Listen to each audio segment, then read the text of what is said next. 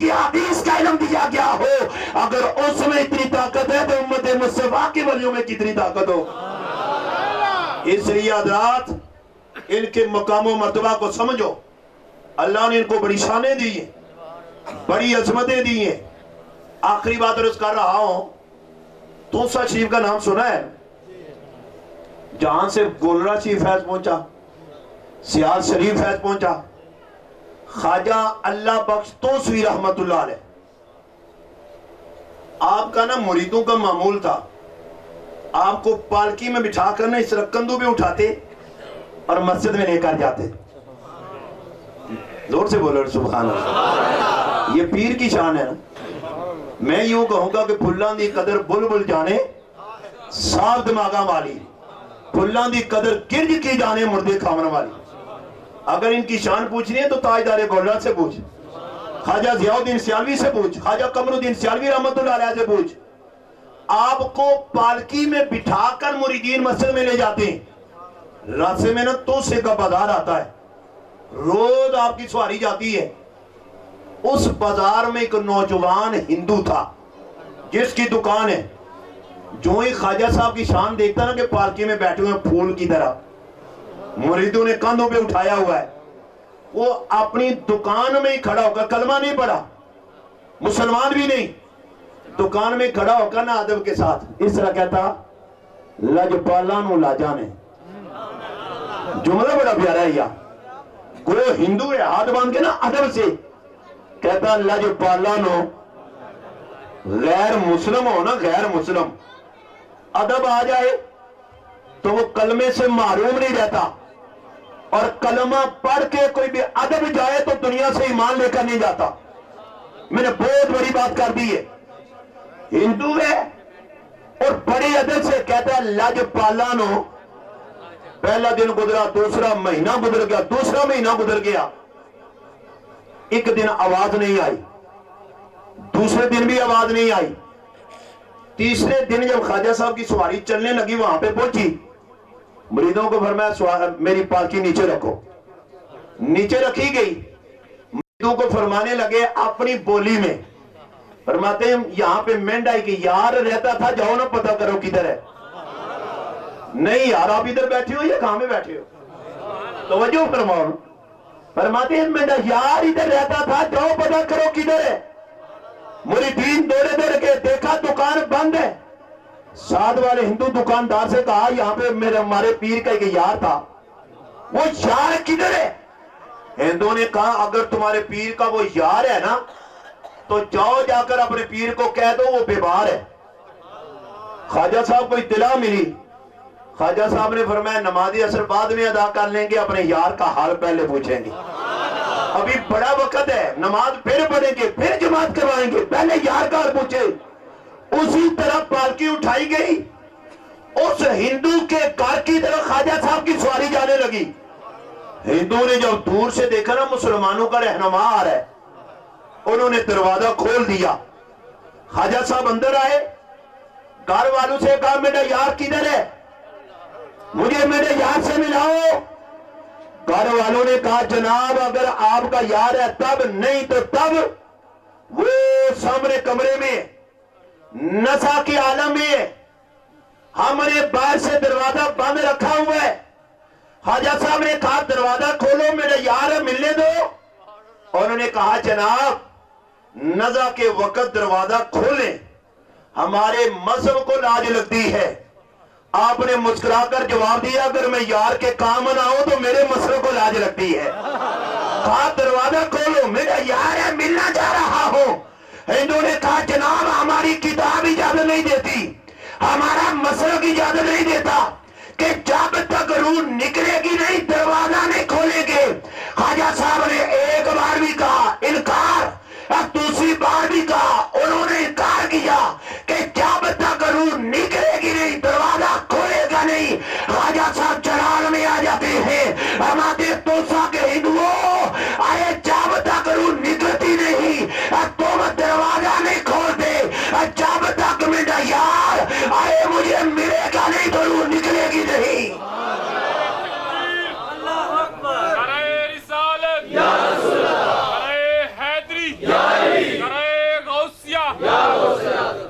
اب دیکھ لیتے ہیں تمہاری چلتی ہے یا ہماری چلتی ہے.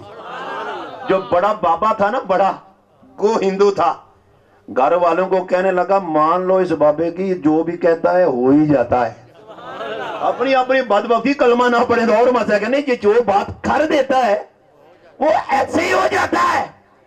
اب حضرات سینے میں ٹھنڈ پڑے گی, دروازہ کھلا, وہ نوجوان چارپائی پہ لیٹا, آنکھیں بند ہیں اور آنکھیں بند کر کے بھی کہہ رہا لج پالانو لاجانے, لج پالانو لاجانے, لج پالانو لاجانے. خواجہ صاحب نے پیشانی پہ ہاتھ رکھا, پھر میں آنکھ کھولنا, تیرا لجپال تیرے سامنے کھڑا ہے, میں آ گیا ہوں. اس نوجوان نے آنکھیں کھولی, خواجہ صاحب کو دیکھا. خواجہ صاحب نے مسکرا کر کہا میں نے یار تو مجھ سے پیار کرتا تھا, میں تو اسے نہ واقف نہیں تھا. آیا اس لیے ہو کوئی تکلیف تو نہیں, کوئی پریشانی تو نہیں, میں تیری خدمت کے لیے آیا ہوں. اس نوجوان کی آنکھوں میں آنسو آئے اور رو کر عرض کرنے لگا لجپال سخت مشکل میں ہو, روح نہیں نکل رہی, سخت تکلیف میں ہو. خواجہ صاحب نے مسکرا کر کہا ارے میرے نبی کا کلمہ پڑھ, قبر کی ضمانت بھی میرے ذمہ, حشر کی ضمانت بھی میرے ذمہ, اور جنت میں اپنے ساتھ رکھنا یہ بھی میرے ذمہ. ابھی بات آ گئی ہے, اس سے بڑی بات آ گئی ہے. اس نوجوان کی آنکھوں میں آنسو آتے ہیں, کہنے لگا لجپالانو لاجانے, میں کلمہ پڑھنے سے انکار نہیں کرتا, پر میری ایک شرط ہے کہ جس نبی کا کلمہ پڑھانا ہے پہلے اس کا دیدار تو کروا دو, پہلے اس کا چہرہ تو دکھا دو, چہرہ مصطفیٰ تو دکھا دو.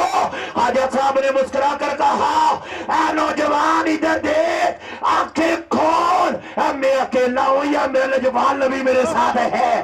آنکھیں کھولتا ہے, چہرہ مصطفیٰ دیکھتا جاتا ہے, کلمہ پڑھتا جاتا ہے. جو ہی اس نو مسلم نے کلمہ پڑھا, 7 دنوں پر بات کر گئی.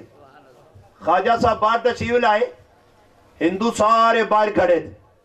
خواجہ صاحب نے مسکرا کر کہا ہندوؤں اب یہ تمہارا نہیں, یہ ہمارا ہے. سب بولو اب یہ ہمارا ہے. ہندو نے اس طرح ہاتھ جوڑے, کہا سرکار ایک بات ہم نے تمہاری مان لی, ایک ہماری مان لو. انہوں نے کہا یہ کیا بات ہے؟ ہندو کہنے لگے جناب ہمارے مسلک میں تو جلایا جاتا ہے, لکڑیاں جمع کریں گے, اوپر لاش رکھیں گے, اور جب پٹاخہ اٹھے گا تو ہم کہیں گے جنت میں پہنچ گیا, ہم تو جلائیں گے. خواجہ صاحب مسکرا پڑے, فرمایا عقل کے اندھو یہ جلنے والا نہیں ہے, وہ جلنے والے اور ہوتی ہیں, یہ جلنے والا نہیں ہے. نہ جلاؤ, نہ اس بات پہ ضد کرو. انہوں نے کہا جناب پہلی تمہاری چلی, اب ہماری چلے گی. خواجہ صاحب پھر چلان میں آئے, فرمایا توسا کے ہندوؤں لاؤ لکڑیاں, چلاؤ آگ. میں آج دیکھتا ہوں اس نو مسلم کا جسم آگ کیسے جلاتی. اب ایک نہیں سینکڑوں لوگ گواہ اس بات پر, اپنے بھی بیگانے بھی. لکڑیاں جمع کی گئی, آگ جلائی گئی. نو مسلم کا جسم اٹھا کے آگ کے اوپر, پر کن لفظوں سے وہ منظر عرض کرو. سیرت کی کتابوں میں آتا ہے آگ جل چل کے ارے سرد ہو جاتی ہے, اس نو مسلم کا ایک بال بھی نہ جلا سکی. خواجہ صاحب نے کہا تلسا کے ہندوؤں ارے تمہیں کیا پتا ہو, اچھے تو دنیا کی آگ ہے, یہاں جہنم کی آگ بھی آ جائے اس کا بال بھی نہیں جلا سکی. ارے تمہیں کیا پتا ہو, میں غلام مصطفیٰ ہوں, اب میری عصمتیں نہ پوچھو, مجھے دیکھ کر تو جہنم کو بھی آ گیا پسینہ. جو ہی نو مسلم کا جسم اٹھایا گیا, لباس بھی سلامت ہے, بال سلامت ہے. اب ہندو چپ نہ رہ سکے, سارے آگے اس طرح عرض کرتی ہوں حضور پھر ہمیں بھی بچا لو, ہمیں بھی بچاؤ اس آگ سے, ہماری تو راکھ اڑا دی جاتی ہے. خواجہ صاحب نے کہا پھر پڑھو نا یک زبان ہو کر لا الہ الا اللہ, محمد رسول اللہ صلی اللہ علیہ وسلم جب سب نے کلمہ پڑھا، خواجہ صاحب نے کہا آگے آگے میں چلتا ہوں، پیچھے پیچھے تو ساکے بازاروں میں کلمہ پڑھتے جاؤ۔ اب پورا لشکر، پوری جماعت خواجہ صاحب کے پیچھے پیچھے عصر کی نماز ادا کی، مغرب کی ادا کی، عشاء کی ادا کی۔ عشاء کے بعد فرمایا چلو اپنے بھائی کی نماز جنازہ پڑھیں۔ نماز جنازہ پڑھی گئی، خواجہ صاحب نے خود قبر میں رکھا، اور سیرت کی کتابوں میں آتا ہے جب قبر میں رکھا، خواجہ صاحب سرانے کھڑے ہو کر مسکرا رہے، نوجوان مسلم کو دیکھ کر مسکرا رہے۔ ساتھیوں نے کہا حضور مسکرانے کی وجہ؟ فرمانے لگے کل تک یہ تو سا کے بازار میں کہتا تھا نا لجپالا نو لاجا نے، آج وہ قبر میں لیٹ کے بھی کہہ رہا ہے لجپالا نو لاجا نے، لجپالا نو۔ سب بولو اپنے اپنے لجپال کا صبر کر کے لجپالا نو۔ بت تو کچھ نہیں کر سکتے، ولی اللہ کی اطاعت سے سب کچھ، ولی اللہ کی اطاعت سے سب کچھ۔ اس پر قرآن و حدیث میں درجنوں نہیں سینکڑوں ایسے دلائل ہیں۔ اللہ نے ان کو بڑی عظمتیں عطا فرمائی، بڑی شانیں عطا فرمائی، بڑی فضیلتیں عطا فرمائی۔ بڑے سے بڑا گناہگار ہی کیوں نہ ہو، اگر نسبت پکی ہوئی نا، نسبت، عقیدہ صحیح ہوا، نسبت پکی ہوئی، تو لوگ تو کہتے ہیں جی حشر کے میدان میں نفسہ نفسی کا عالم ہوگا، ہر کوئی پسینے میں ڈوب رہا ہوگا، وہاں پہ ہر کوئی کانپ رہا ہوگا۔ ہم کہتے ہیں ظالموں ہم سے سنو نا، جسے کہتے ہیں معاشر وہ تو عید ہے اہل سنت کی، جسے کہتے ہیں معاشر وہ تو عید ہے اہل سنت کی، ادھر دیدار حق ہوگا، ادھر صورت محمد کی۔ ہمیں بلا پرواہ کیا ہوگی، لیکن شرط پکی ہے کہ نسبت پکی اور رابطہ پکا ہو۔ ہم یقیناً اہل نسبت بھی ہیں، اہل محبت بھی ہیں، اہل مودت بھی ہیں، اور اہل جنت بھی ہیں۔ اس موضوع پہ جتنی بات عرض کی جائے کم ہے۔ دعا کریں کہ اللہ تعالیٰ میری اور آپ کی حاضری کو اپنی بارگاہ عالیہ میں قبول فرمائے۔ آمین ثم آمین، وما علینا الا البلاغ المبین۔